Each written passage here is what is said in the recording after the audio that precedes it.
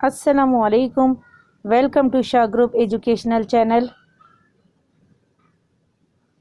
Class हमारे पास matric है और सब्जेक्ट हमारा कंप्यूटर है। कंप्यूटर का हमारे पास चैप्टर है problem solving and algorithm design. आज जो हम टॉपिक पढ़ेंगे वो इसी चैप्टर से पढ़ेंगे। आज का जो हमारा टॉपिक है वो है differentiate between tree and graph. Graph और ट्री में क्या डिफरेंशिएट है, तो सबसे पहले ट्री का देख लेते हैं। A data structure that simulates a hierarchical tree structure with a root value and the subtree of a child with a parent's node। हमारे पास ये डेटा स्ट्रक्चर जो है ये हमारे पास एक ऐसा ट्री है जिसकी जो रूट है और root value and sub tree उसके चिल्ड्रन से विद अ पेरेंट्स नोड, और जो नोड है वो इसके पेरेंट्स है। फिर हमारे पास ग्राफ की बात कर लेते हैं। A data structure that consist of a group of vertices contact through edges. तो हमारे पास ये डेटा स्ट्रक्चर होता है वो कंसिस्ट करता है इसमें वर्टाइसेस पे और कनेक्ट करता है एजेस के थ्रू। नंबर 2 अपना डिफरेंशिएट देख लेते हैं। There is a root node, इसके अंदर रूट नोड होती है, और graph there are no root nodes, और इसके अंदर रूट नोड्स नहीं होती। ट्री में हमारे पास देयर आर नो लूप्स, इसमें हमारे पास ट्री में कोई लूप्स नहीं लगे हुए होते।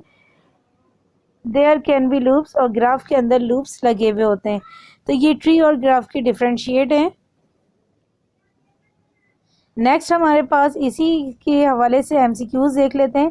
इन binary tree each child can have maximum A 1 node, B 2 node, C 3 nodes और डी 4 नोड्स।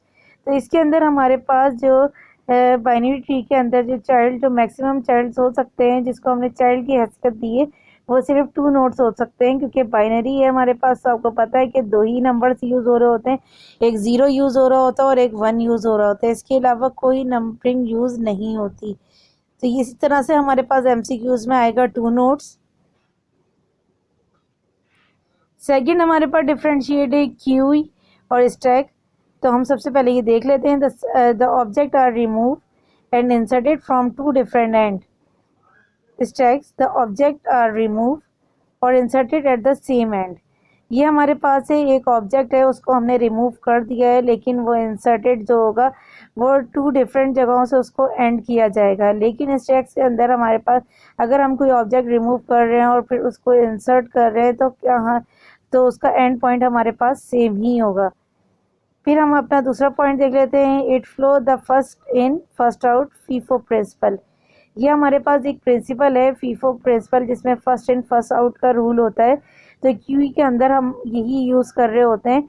और स्टैक के अंदर if flow the last in first out LIFO principle, और इसके अंदर जो प्रिंसिपल चल रहा होता है वो लीफो प्रिंसिपल होता है कि लास्ट इन फर्स्ट आउट, जो आखिर में आएगा वो पहले आउट होगा। ये वाला जो प्रिंसिपल है हमारे पास ये स्टैक के अंदर यूज़ हो रहा होता है।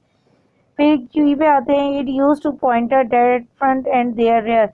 इसके अंदर 2 पॉइंटर यूज होते हैं फ्रंट के ऊपर, और स्टैक के अंदर it has only 1 pointer the top, और इसके अंदर सिर्फ एक ही पॉइंटर यूज हो रहा होता है टॉप के ऊपर। Queue uses enqueue and dequeue as a 2 of 8 operation. इसमें हमारे पास क्यू के अंदर 2 ऑपरेशन हो रहे होते हैं, एक यू क्यू हो रहा होता है और एक डी क्यू ऑपरेशन हो रहा होता है। स्टैक्स यूजेस पुश और pop as 2 of its operation, और इसके स्टैक्स के अंदर जो ऑपरेशन जो हो रहे होते हैं वो पुश और पॉप यूज हो रहे होते हैं, जो ऑपरेशन इसके अंदर होते हैं स्टैक्स में। इसी के हवाले से एमसीक्यूज देख लेते हैं। When data is push in stack it mean that data is dash. हमारे पास ये डेटा के अंदर जो स्टैक्स के अंदर जो डेटा पुश किया जाता है वो हमारे पास क्या कहलाता है। A inserted, B deleted, C sorted, D edited. तो ये हमारे पास इंसर्टेड कहलाता है। तो हमारे पास ऑप्शन ए आएगा इसमें। अब हम फ्लो चार्ट देख लेते हैं। अब flow chart is a dramatic or graphical representation of a program. It show flow of all the instruction being used in a program sequentially. Flow chart हमारे पास एक डायग्राम के ऊपर डिपेंड करता है, ग्राफिकल रिप्रेजेंटेशन के ऊपर हमारे पास कंसिस्ट कर रहा होता है। ये हमारे पास डिफरेंट टाइप की इंस्ट्रक्शन जो होती है वो ग्राफिकली तौर पर शो होती हैं फ्लो चार्ट के अंदर। ये फ्लो चार्ट के हमारे पास डिफरेंट सिंबल्स मौजूद हैं। सबसे पहले हमारे पास है एक टर्मिनल।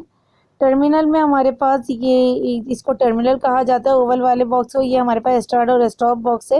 ये स्टार्ट भी हमारा फ्लो चार्ट इसी से होता है, इसी बॉक्स से, और स्टॉप भी इसी से होता है। फिर इनपुट आउटपुट सिंबल में हमारे पास use to show input and output statement. जो इनपुट हम दे रहे होते हैं या आउटपुट हम दे रहे होते हैं तो वो हम इस सिंबल में लिखते हैं, जिसे हम इनपुट आउटपुट सिंबल बोल रहे हैं। प्रोसेस हमारे पास रिप्रेजेंट असाइनमेंट इक्वेशन। जो प्रोसेस बॉक्स होता है वो हमारे पास रेक्टेंगुलर बॉक्स होता है और असाइनमेंट की इक्वेशन को शो करने के लिए होता है ये। फिर हमारे पास है flow line use to show the flow. ये हमारे पास दो एरोज वाली लाइन है, एक हमारे पास दोनों अपोजिट डायरेक्शन में होती हैं, तो ये हमारे पास फ्लो लाइंस कहलाती हैं। लाइन ये हमारे पास फ्लो कर रही होती हैं। Decision box represent condition checking. ये जो डिसीजन बॉक्स होता है ये हमारे पास रिप्रेजेंट करता है कंडीशन चेकिंग को, और इसको हम डायमंड बॉक्स भी कहते हैं।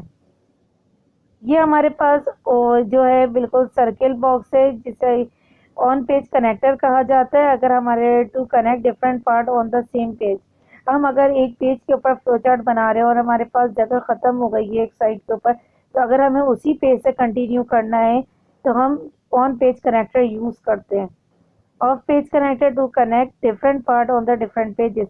ऑफ पेज कनेक्टर के लिए हमें क्या करना पड़ता है, हमें अगर हमारा एक पेज ख़त्म हो गया और हमें दूसरे पेज से स्टार्ट करना होता है तो हम ये ऑफ पेज कनेक्टर लगाते हैं।